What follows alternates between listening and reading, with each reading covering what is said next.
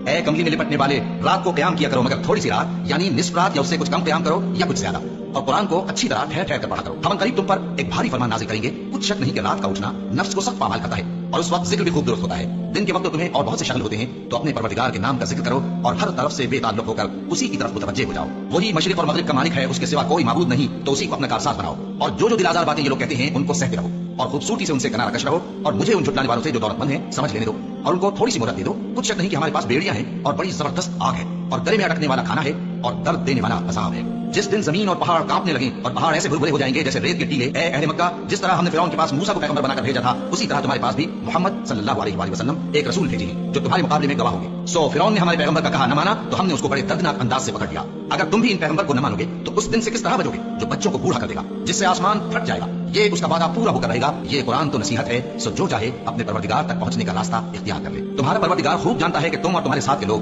کبھی 2/3 رات کے قریب اور کبھی آدھی رات اور کبھی تہائی رات قیام کیا کرتے ہو، اور اللہ رات اور دن کا اندازہ رکھتا ہے۔ اس نے معلوم کیا کہ تم اس کو نبھا نہ سکو گے تو اس نے تم پر مہربانی کی، بس جتنا آسانی سے ہو سکے اتنا قرآن پڑھ لیا کرو۔ اس نے جانا کہ تم میں بعض بیمار بھی ہوں گے اور بعض اللہ کے فضل یعنی معاش کی تلاش میں ملک میں سفر کریں گے اور بعض اللہ کی راہ میں لڑیں گے، تو جتنا آسانی سے ہو سکے اتنا قرآن پڑھ لیا کرو اور نماز قائم کرتے رہو اور زکات ادا کرتے رہو اور اللہ کو نیک نیتی سے قرض دیتے رہو، اور جو عمل نیک تم اپنے لیے آگے بھیجو گے اس کو اللہ کے ہاں بہتر اور صلے میں بہت عظیم پاؤ گے، اور اللہ سے بخشش مانگتے رہو، بے شک اللہ بخشنے والا ہے، مہربان ہے۔